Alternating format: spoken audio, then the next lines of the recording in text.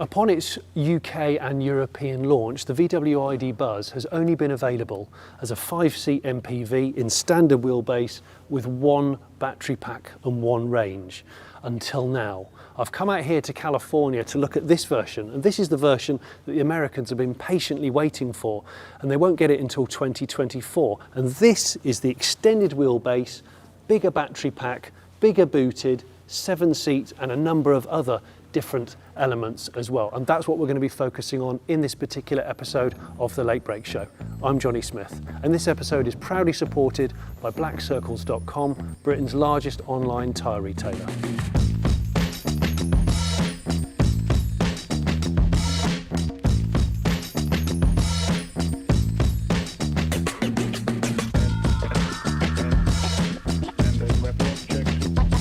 So I know we're in California, but yet we're in a studio, so there's no nice views of Surf City or anything like that, which is outside the door. And it is a bit ironic that the Americans are the last people to buy this, yet the biggest market for the air-cooled original Type 2 was North America. But anyway, back in 2017, I actually drove the concept of this on the street in Santa Monica, California for a different YouTube channel. I'll put a link above my head. That's one of the most successful YouTube videos I've ever done. And also back in 2001, I was at the Detroit Motor Show when they unveiled the microbus concept, one of various concepts of this, which I'll put a picture of on screen now. Now, if you haven't seen my previous reviews of the id.buzz in regular wheelbase form, I will put a link for that on the screen. Right. Got all that done. Let's have a look at what makes this one different. So let's start with the profile, because that is the big news on the Buzz. Most of the design of the bodywork is pretty much identical. I'll talk about the front in a second. But the extra 250mm in wheelbase, that's 25 centimeters, is all down here. It's this door. The sliding doors are longer. Okay, so there's more bodywork here, and that's because in this guise, it comes as standard as a 7-seat, 2, 3, 2. But you can order it as a 2-2-2, 6-seater, or as a 5-seater, but we'll come on to the interior in a little while. In fact, no, let's go straight into it. Now, it's got electric doors. I think they're optional. They certainly are in the UK, as is the electric tailgate. And there's something else which is extra special inside, up there, because it has an enormous panoramic sunroof which can open. Okay, so remember, 3 rows of seats as standard for this US spec version, and that will be optional in the UK. But I have to say, I'm a bit annoyed at the fact you cannot order the MPV Buzz as a 3 abreast seat at the front, unless you're buying it in the van form, the cargo. It's a bit annoying. You do get this center console, which is like a sort of huge stowage compartment thing, which has various little cubby holes, 5 litres of space in one end, 1.4 litres in the other end. But anyway, in regular form, this middle row is 3 abreast. And I will demonstrate you can adjust these to and fro with a 60-40 split. They can go like that, and you can recline them if you so wish. But this roof here is really quite something. There's a swipe switch at the front there, and it's charged with liquid crystals, and they can go opaque and then they can go clear, and they can help to insulate heat within the vehicle in the cold months, or they can reflect the heat away in the hot months. That's really cool. First saw that in the Rolls-Royce Phantom, I think, years ago now, and that technology is trickling down. That sunroof is massive, 1.7 by just over 1 metre of glass, but it also adds 30mm of headroom in the back of the Buzz, which is really useful. It's worth mentioning that if you order this as a 6-seater, this middle row are 2 individual fully operational seats with armrests like the ones at the front. The 2 outers have got Isofix, both the rear seats have got Isofix, and the passenger seat's got Isofix, so that's 5 lots of Isofix anchorage points in total. Let's have a look in the back.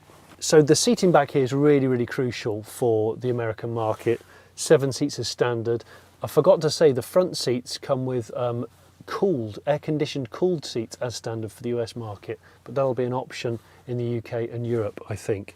So again, you've got a level of adjustment of these 2 rear seats. There's a forward and a back there, they're individual, look, and I can pull this loop and I can adjust the backrest a bit further back like that. And these headrests can go all the way down out the way, because obviously you can have these flat. You can actually remove these if you want to as well. I love these new hubcaps on the Buzz. I think they look better than all the alloy wheel options personally. Now these are 20s, 235 50/20 Continental tyres. When it comes to needing new tyres for your car, head to the Black Circles website. Head to the Black Circles website, enter your vehicle registration number and your postcode, and then you'll find the most suitable tyres for your car and your budget. There are thousands of reviews of different tyres from real customers to help you choose the best tyres for your car.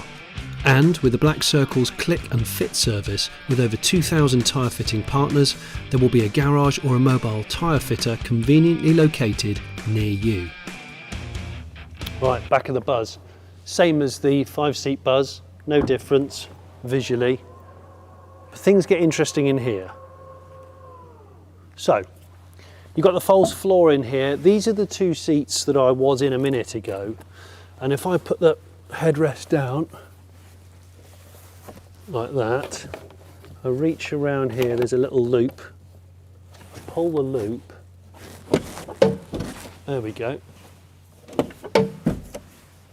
Now, like I said, you can take those seats out, and the stats that VW have given us with the long wheelbase, 1,340 litres in 5-seat form when loaded to the upper edge of the backrests, loaded to behind the front, the first row of seats is 2,469 litres. So that's for when you want bicycles, surfboards, going to the tip, that kind of thing. And then with the 7 seats in situ, so from here backwards, that's 306 litres. So that is more than a lot of kind of like super mini boots and stuff like that. So there's still a boot, in other words, even when you've got 7 people sat, 7 adults even. So that's pretty good. There's also more power. I've just noticed more. Oh, and there's a tow bar function. I wonder if... Yes, look. The tow bar.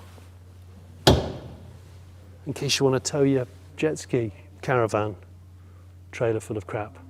Just for reference, this is obviously the false floor, which you can remove. You can remove those, like I've said.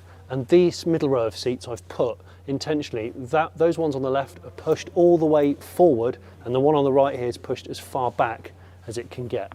One other thing while we're at the back end, of course, it's rear wheel drive, rear motored. The motor lives under there, and on this revised long wheelbase version there's actually a different spec of motor. It's called the APP 550, 550 Newton meters of torque, 210 kilowatt motor that delivers 286 PS of power. Apparently it has stronger permanent magnets with higher thermal load capacity, more turns of the stator with water-cooled jacket for the outside stator, and combined oil and water cooling system. There you go. Well, all that combines to give you 160 kilometers an hour of top speed. And at the moment this is going to be rear-wheel drive single motor on launch. There will be a twin motor all-wheel drive version for those of you in Colorado and places like that.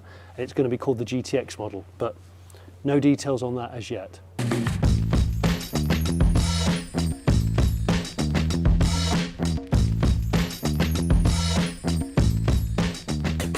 So, as I said, the US version gets air-conditioned seat coolers as standard up front here. It also gets a HUD display, head-up display, which is really useful on so many cars, and I think that's an option for European markets. You got this 32 centimetre, I think it is, main infotainment display, which VW claims they have updated and improved it. There were quite a few shortcomings for the much derided VW infotainment system. It now has an illuminating lower bar, for example, which was pretty useful in the dark. They call it the ID Software 5.0 update. And apparently that means more intuitive, simpler, revamped graphics. I can't demonstrate it too well on this particular car because it's for a Golf, but needless to say, it incorporates this little 13 or 12 centimetre display on top of the dash here. This is all stuff that's familiar because it's the same as the regular wheelbase version. And that thing there, by the way, that I referenced earlier, that's called, lift those up, that's called the Buzz Box, apparently. So yeah, there's loads of different configurations inside here with cup holders, wireless display, wireless charging, all that jazz. And it's a flat floor car, of course. It is a nice place actually, I do like it in here, and it does drive really, really well. It drives like a car, more than a van. It's way more related to a car than it is a VW Transporter, which I think is a very good thing. Long wheelbase Buzz is going to be available in a couple of different colourways, new colourways. The front is largely the same. However, if you remember the concept of the Buzz, the one that I drove back in 2017, it had an illuminating VW badge. This car, when it goes on sale in America, will have an illuminating bonnet badge. This particular one isn't working, so we can do this. And you'll see another one that is working. Apart from that, it's the same as the Buzz face that we've seen before. And there aren't any firm charging stats apart from the fact this charges up to 170 kilowatts rapid DC, and it has an onboard 11 kilowatt AC charging system. Oh, and you can park it with your phone as part of this new technology. So if you're into parking cars with phones, it's there. It's a bit ironic that you can't use a phone in your hand while you're driving, but you can drive a car with a phone. Come to think of it, that pano roof is a hark back to the 21 and 23 window Sambas, if you remember those in the old air-cooled Type 2s. And I think that really brightens the interior. It's good, it's a good feature.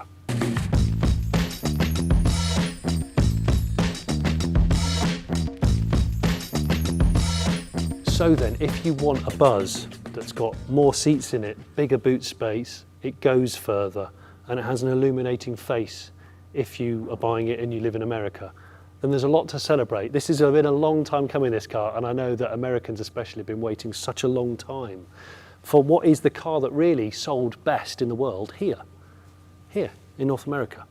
I hope you've enjoyed this episode of The Late Break Show. If you haven't already subscribed, why not subscribe? Tell me now, have you ordered a Buzz?